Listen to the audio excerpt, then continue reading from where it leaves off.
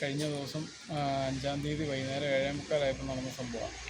കരൂർ ഗ്രാമപഞ്ചായത്തിൻ്റെ ബോർഡ് വെച്ച ഒരു വാഹനമായിരുന്നു, എർട്ടിഗ ആയിരുന്നു വണ്ടി. ആ വണ്ടി അവിടുന്ന് ഓടിച്ച ആൾ മദ്യപിച്ചിട്ടുണ്ടായിരുന്നു. ആൾ വന്ന് അവിടെ ഒരു കടയുടെ സൈഡിൽ നിന്ന് ആളെ ഇടിച്ച് തെറിപ്പിച്ച് നേരെ വന്ന് ഞങ്ങളുടെ മതിലേലാണ് ഇടിച്ചത്. അതായിരുന്നൊരു കടയുടെ വാതിക്കൽ നിന്ന വണ്ടിയിൽ നിന്ന ആളാണോ അതോ വെറുതെ നിന്ന ആളായിരുന്നു. ആളെയാണ് ഇടിച്ച് തെറിപ്പിച്ച് ഇട്ടിട്ട് നേരെ വണ്ടി വെട്ടിച്ച് വന്ന് ഈ മതിലിനോട്ട് ഇടിച്ചു. അതോടുന്നൊരു കട്ട തെറിച്ച് എൻ്റെ വീടിൻ്റെ ഫ്രണ്ട് ഉണ്ടായിരുന്ന ഒരു ചില്ലും പൊട്ടിച്ച് കുഞ്ഞകത്ത് നിൽക്കുമായിരുന്നു. ആ കൊച്ചിൻ്റെ തലയിലാണ് വീണത്.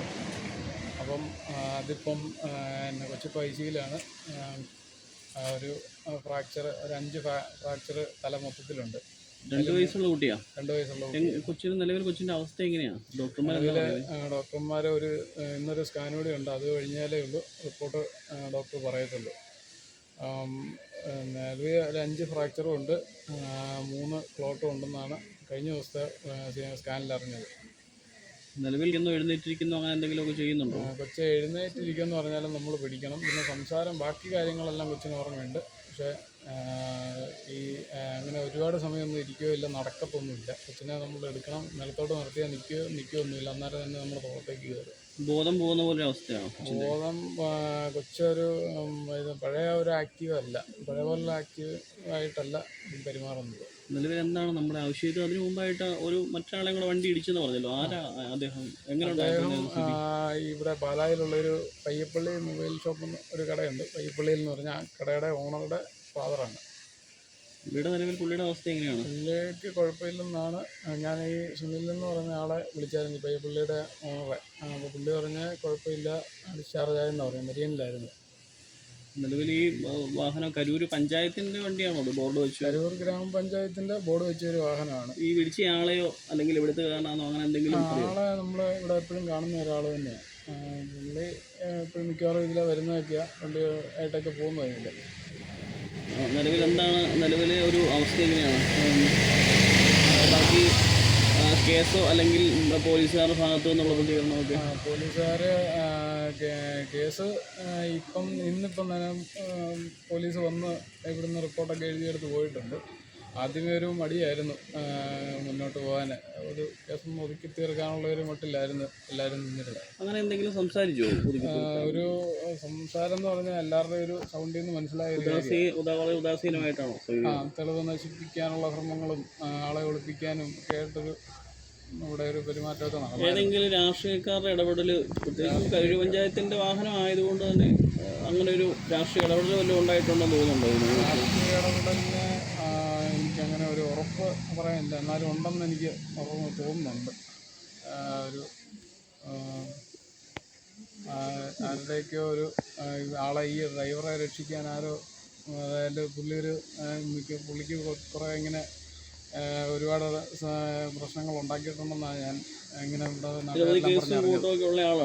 ഇങ്ങനെ മദ്യപിച്ച് വാഹനം ഓടിച്ച് കുറേ പ്രശ്നങ്ങളുണ്ടെന്നാണ് ഞാൻ അറിഞ്ഞത്. ഇവിടെ നാട്ടുകാർ പറഞ്ഞാൽ നമ്മളോട്, ഇവിടെ ഉള്ളവർ, ഇതിലെ വരുന്നവരൊക്കെ നമ്മളോട് പറഞ്ഞുകൊണ്ടിരുന്നത്. അപ്പം അവസ്ഥ എങ്ങനെയാണ് ആരോഗ്യമായിട്ട്? കൊച്ചിൻ്റെ അവസ്ഥ ഇവിടുന്ന് പോകുമ്പോൾ തന്നെ കൊച്ച് വളരെ കൊളാപ്സായിട്ട് തന്നെയാണ് പോയത്. അബോധാവസ്ഥ ശരിക്കുണ്ടായിരുന്നു. അത് കഴിഞ്ഞ് ഞാനിങ്ങനെ CPR കൊടുക്കുന്ന പോലെ കൊടുത്തപ്പോഴാണ് കൊച്ചൊന്ന് കരഞ്ഞത്. അതും മരിയനെത്താറായപ്പോഴാണ്. പിന്നെ ഉടനെ ഛർദ്ദിക്കുന്നത് രക്തമാണ് മൂക്കിലും വായിലും പോയത്. അങ്ങനെ 2 പ്രാവശ്യം ഛർദ്ദിച്ചു കൊച്ച്. പിന്നെ അന്നേരം അവർ പറഞ്ഞു ഇവിടുന്ന് കൊണ്ടുപോയിക്കോളാൻ പറഞ്ഞ് ഞങ്ങൾ മെഡിസിറ്റിയിലേക്ക് കൊണ്ടുപോയി. അവരന്നേരം ICUവിലേക്ക് കയറ്റുമായിരുന്നു. പിറ്റേ ദിവസം സ്കാൻ ചെയ്തപ്പോഴത്തേന് ഫ്രാക്ചറുണ്ട്, രക്തം 3-4 കട്ട കെട്ടി കിടക്കുകയെന്നാണ് പറഞ്ഞത്. ചതവുമുണ്ട്. അപ്പം കൊച്ചിനെ 2 ദിവസം കഴിഞ്ഞപ്പം ഇന്നലെ നടക്കാൻ നോക്കിയപ്പോൾ കൊച്ച് നടക്കുന്നില്ല. അതുപോലെ തന്നെ നമ്മളെടുത്ത് കഴിയുമ്പോൾ തോളത്തേക്ക് കിടക്കുക, തളർന്ന് കിടക്കുക, തല നേരെ വരുന്നില്ല. ഡോക്ടർ പറഞ്ഞിട്ട് ഒരു 3 മാസം നന്നായിട്ട് കെയർ ചെയ്യണമെന്നാണ് പറഞ്ഞേക്കുന്നത്. നിലവിലെന്താണ് നമ്മുടെ ഒരു ആവശ്യം എന്താണ് എന്ന് പറഞ്ഞാൽ സർക്കാരിൻ്റെ ഭാഗത്തു നിന്നോ അല്ലെങ്കിൽ സർക്കാരിൻ്റെ ഭാഗത്തു നിന്നോ അനുകൂലമായിട്ട്, അതായത് മകൾക്ക് നല്ല ശമ്പളമില്ലാത്ത ഒരു ജോലിയാണ്. നഗരസഭയുടെ ഭാഗത്തു നിന്നൊക്കെ എന്തെങ്കിലും ഹെൽപ്പ് വേണം എന്നുള്ളതാണ്. ഹെൽപ്പ് വേണം എന്നുള്ളതാണ്. ഞാൻ ഈ കുഞ്ഞിന് ഭാവിയിലേക്ക് ചികിത്സ വേണമെങ്കിലും ഞങ്ങളെക്കൊണ്ട് ഭാരിച്ച ചിലവ് ചെയ്യാൻ പറ്റില്ല. ഏറ്റവും നടക്കുമ്പോൾ വീണ് പോകുന്നൊക്കെ ഉണ്ട്. പിന്നെ എടുക്കുമ്പോഴേ തോളത്തോട്ട് കിടക്കുക. ക്ഷീണത്തിൻ്റെ